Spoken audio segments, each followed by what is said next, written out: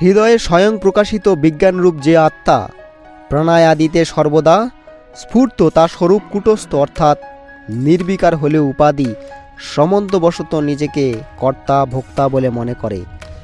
শুদ্ধ আত্মা সর্বাত্মক হলেও মিথ্যা বুদ্ধিতে বিজ্ঞানময় কোষের সঙ্গে নিজেকে অভিন্ন মনে করে। পরিচ্ছন্ন হয়েও মৃত্তিকা হতে উৎপন্ন ঘট সকলের ন্যায় নিজেকে স্বস্বরূপ থেকে পৃথক জীবরূপে কল্পনা করে। আত্মা স্বভাবতই উপাধি থেকে ভিন্ন এবং পরিবর্তন রহিত হলেও উপাধিসমূহের সঙ্গে সম্বন্ধবশত উপাধিসমূহের গুণ অবলোকনে প্রকাশ পান। যেমন অগ্নি গোল বা লম্বা আকার না থাকলেও তাতে নিক্ষিপ্ত বিভিন্ন আকারের লৌহ খণ্ডের ভিতরে প্রবেশ করে অগ্নি যেমন বিভিন্ন আকারে প্রকাশ পায়, উপাধি অবলোকনে আত্মাও সেই রূপে উপাধিমান রূপে প্রকাশ পায়। শিষ্য জিজ্ঞাসা করলেন, হে গুরুদেব, ভ্রমবশত হোক কিংবা অন্য কোনো কারণেই হোক পরমাত্মা জীবভাবের উপাধি অবলোকন করছেন এবং এই উপাধি অনাদি আর অনাদি বস্তুর নাশ হয় না। অতএব আত্মার জীবভাব তো নিত্য, সুতরাং জীবের জন্ম মৃত্যুরূপ সংসার চক্র কোনোভাবেই নিবৃত্তি হবে না।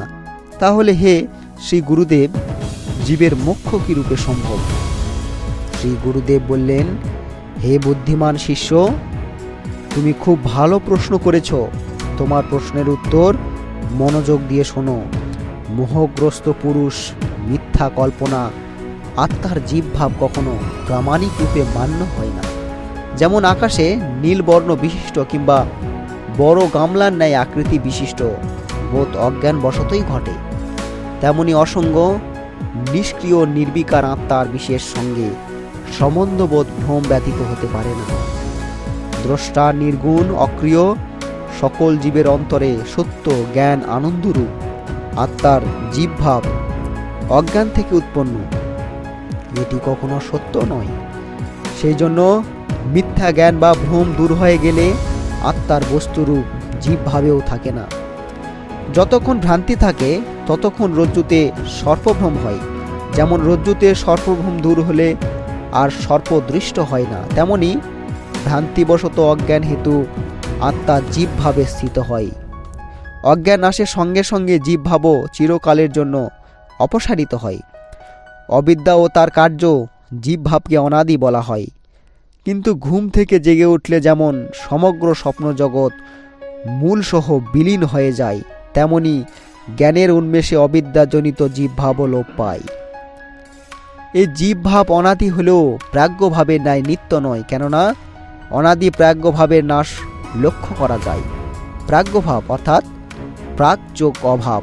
কোনো বস্তু কোনো সময়ে উৎপন্ন হলেও সেই উৎপত্তিকালের পূর্বে সেই বস্তুর অভাব থাকে। এই অভাব অনাদি, কিন্তু সেই বস্তুটির উৎপত্তির সঙ্গে সঙ্গে সেই প্রাজ্ঞভাবটি লোপ হয়। সেরূপে অবিদ্যা অনাদি হলেও অজ্ঞান উৎপত্তির সঙ্গে সঙ্গে সেটি অপসারিত হয়। সেজন্য বলা হয়েছে যে অবিদ্যা প্রাজ্ঞভাবের ন্যায় অনিত্য। সুতরাং বুদ্ধির উপাধির সংযোগে আত্মা যে জীবভাবের কল্পনা করা হয় তা সত্য নয়, কিন্তু আত্মার স্বরূপ জীব থেকে ভিন্ন। বুদ্ধির সঙ্গে আত্মার সম্বন্ধ মিথ্যা জ্ঞান থেকে উৎপন্ন হয়। যথার্থ জ্ঞানের দ্বারাই জীবের অবিদ্যারূপ উপাধি নাশ হয়, অন্য কোনো উপায় তার সম্ভব নয়।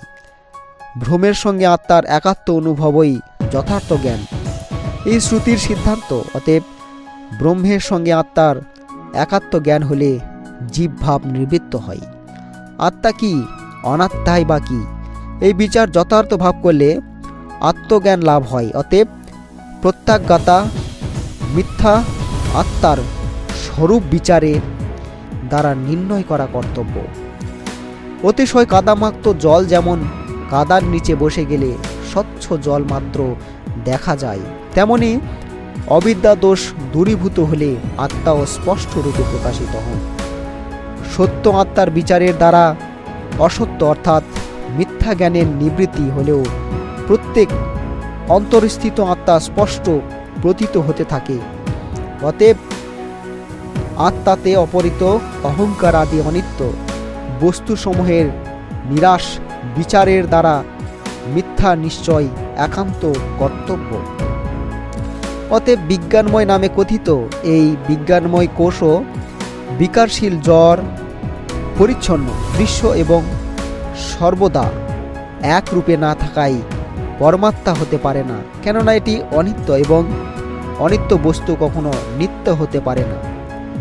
বাঞ্ছিত বস্তু লাভে প্রকাশ প্রাপ্ত প্রিয় মোদ প্রমোদ রূপে পরিণত স্থিরভূতেই অন্তর্মুখী তমবৃত্তি আনন্দরূপ আত্মার দ্বারা প্রতিবিম্বিত হয়ে আনন্দময় কোষে পরিণত হয়। সৌভাগ্যশালী ব্যক্তিগণের পূর্ণ কর্ম ফলভোগ্যকালে এই আনন্দময় কোষ স্বরূপত প্রকাশ পায়, ফলে দেহাদি সকল জীব অনায়াসে আনন্দিত হয়। সুষুপ্তিকালে গাঢ় নিদ্রা অবস্থায় আনন্দময় কোষের বিশেষ প্রকাশ হয়। স্বপ্নে বা জাগ্রত অবস্থায় বাঞ্ছিত বস্তুসমূহের প্রাপ্তিতে আনন্দময় কোষের যৎকিঞ্চিৎ প্রকাশ পাওয়া যায়। উপাধিযুক্ত প্রকৃতির পরিণাম পূর্বকৃত পূর্ণসমূহের ফলে উৎপন্ন এবং অনাদি স্থূল শরীরের বিকারসমূহ হওয়ার ফলে ওই আনন্দময় কোষও পরমাত্মা হতে পারে না। যুক্তি ও শ্রুতি প্রমাণের দ্বারা 5টি কোষ আত্মা নয়, এরূপ প্রমাণিত হওয়া এই মিথ্যা বলে প্রমাণিত। পঞ্চকোষ যার আশ্রয়ে প্রকাশিত হয়, সে স্বয়ং প্রকাশ চৈতন্যরূপ আত্মা অবিশিষ্ট থাকেন। পঞ্চকোষ হতে ভিন্ন প্রকাশ এই যে আত্মা, তিনি জাগ্রত, স্বপ্ন, সুষুপ্তি অবস্থায় সাক্ষী, নির্বিকার, নিরঞ্জন এবং আনন্দরূপ জ্ঞানী ব্যক্তি এই শুদ্ধ আত্মাকে যথার্থ বলে জানবেন।